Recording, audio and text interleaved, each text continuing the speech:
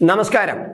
കൂടുതൽ കടമെടുക്കണം എന്ന് ആവശ്യപ്പെട്ടുകൊണ്ട് അതിന് കേന്ദ്രത്തിന് മേൽ നിർദ്ദേശം കൊടുക്കണം, അനുവദിക്കാൻ നിർദ്ദേശം കൊടുക്കണമെന്ന് ആവശ്യപ്പെട്ടുകൊണ്ട് കേരളം സുപ്രീം കോടതിയിൽ ഒരു ഹർജി നൽകിയിരുന്നു.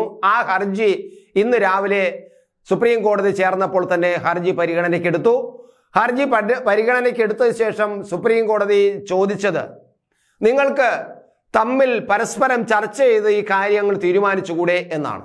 അതായത് കേരളത്തിന്റെ ധനകാര്യ സെക്രട്ടറിയും കേന്ദ്രത്തിന്റെ ധനകാര്യ സെക്രട്ടറിയും കൂടെ ഒരുമിച്ചിരുന്ന് ഒരു മേശയിൽ ഇരുന്ന് ഒരു വട്ടമേശ പോലെ ഇരുന്നിട്ട് പരസ്പരം മുഖത്തോട് പോകുന്ന നോക്കി ചർച്ച ചെയ്തുകൂടെ, എന്നിട്ട് നിങ്ങൾക്ക് അത് പരിഹരിച്ചുകൂടെ, എന്തിനാണ് കോടതിയിൽ വരുന്നത് എന്ന് ചോദിച്ചില്ല സുപ്രീം കോടതി. പക്ഷേ ആ തരത്തിൽ, ആ ധ്വനി വരുന്ന തരത്തിലാണ് സുപ്രീം കോടതി ഇന്ന് രണ്ടുപേരുടെയും ചോദിച്ചത്. അപ്പോൾ കേരളത്തിന് വേണ്ടി വളരെ പ്രമുഖനായ സീനിയറായ കപിൽ സിബലാണ് കേരളത്തിന് വേണ്ടി വാദിക്കാൻ രംഗത്ത് വന്നത്. കപിൽ സിബൽ പറഞ്ഞു, ഞങ്ങൾ അതിന് തയ്യാറാണ്, കാരണം ഞങ്ങൾ ചർച്ചയ്ക്ക് തയ്യാറാണ് എന്ന് തന്നെയാണ്, കേന്ദ്രവുമായിട്ട് ചർച്ചയ്ക്ക് തയ്യാറാണെന്നാണ്. അപ്പോൾ കേന്ദ്രത്തോട് ചോദിച്ചപ്പോൾ അത് കേന്ദ്രവും ആ തരത്തിൽ തന്നെയാണ്, അതിന് എതിർപ്പ് പ്രകടിപ്പിക്കാത്ത തന്നെയാണ് കേന്ദ്രവും നിലപാടെടുത്തതെന്നാണ് അറിയുന്നത്.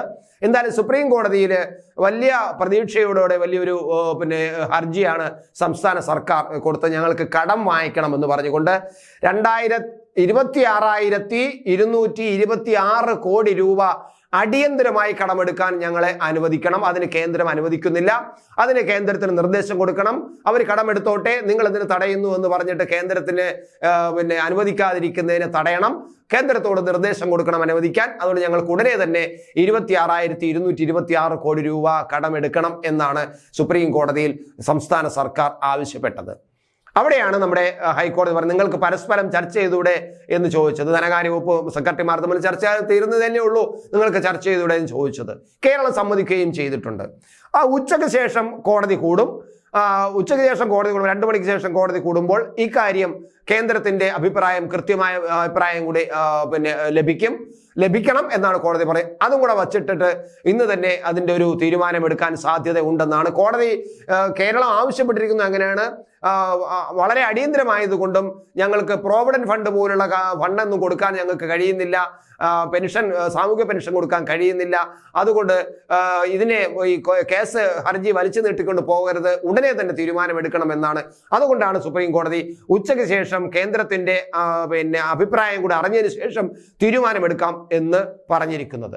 ഇവിടെ നമ്മൾ ആലോചിക്കേണ്ടത്, സുപ്രീം കോടതി ചോദിച്ചതിന്റെ ഒരു ചോദ്യത്തിന്റെ പിന്നിൽ കിടക്കുന്നത്, ഞങ്ങൾ എന്തിന് ഇതിൽ ഇടപെടണം, കോടതിയെ ഇതിനെയൊക്കെ കൊണ്ടുവന്ന് വലിച്ചിടുന്ന എന്തിനാണ്, നിങ്ങൾ സംസ്ഥാനവും രാജ്യങ്ങളും തമ്മിലുള്ള പണമിടപാട് അല്ലെങ്കിൽ സാമ്പത്തിക ഇടപാട്, ഇത്തരം കാര്യങ്ങളെല്ലാം നിങ്ങൾ പരസ്പരം ചർച്ച ചെയ്ത് തീരുമാനിച്ചാൽ പോരെ എന്ന് ചോദിച്ചിരിക്കുകയാണ്. എന്തിന് കോടതിയിലേക്ക് വലിച്ചിഴക്കുന്നു എന്നാണ്. സത്യത്തെ അതല്ലേ ശരി. ഏത് കാര്യത്തിനും നമ്മൾ കോടതിയെ ആശ്രയിക്കുന്ന അവസ്ഥയാണ്. കേരള സർക്കാരിനെ സംബന്ധിച്ചിടത്തോളം ഏത് കാര്യത്തിനും കോടതിയിൽ പോയി മാത്രമേ കേരളത്തിലെ ആൾക്കാർക്ക് എന്തെങ്കിലും ആനുകൂല്യം നേടിയെടുക്കാൻ കഴിയൂ എന്ന അവസ്ഥയാണ്.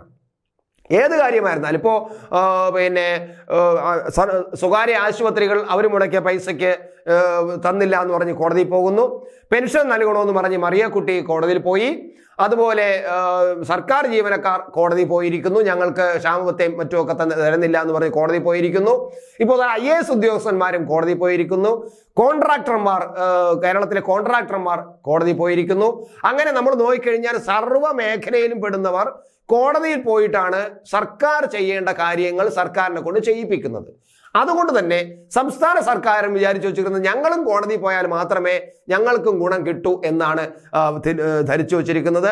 പക്ഷേ കൃത്യമായിട്ടും കേന്ദ്ര സർക്കാർ 2 ദിവസം മുമ്പ് തന്നെ സുപ്രീം കോടതിയിൽ ഈ ഹർജിയുമായിട്ട് ബന്ധപ്പെട്ടൊരു സത്യവാങ്മൂലം നൽകിയിരുന്നു. ധനകാര്യ സത്യവാങ്മൂലം ധനകാര്യ സെക്രട്ടറിയാണ് കൊടുത്തിരിക്കുന്നത്.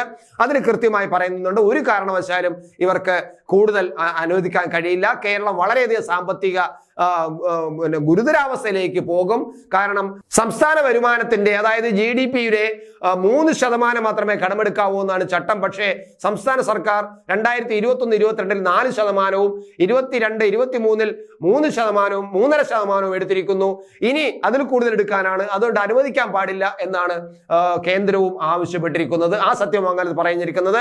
അതുകൊണ്ട് തന്നെ ഉച്ചയ്ക്ക് ശേഷം കോടതി കൂടുമ്പോൾ എന്ത് സംഭവിക്കുമെന്ന് നമുക്ക് കാത്തിരിക്കാം.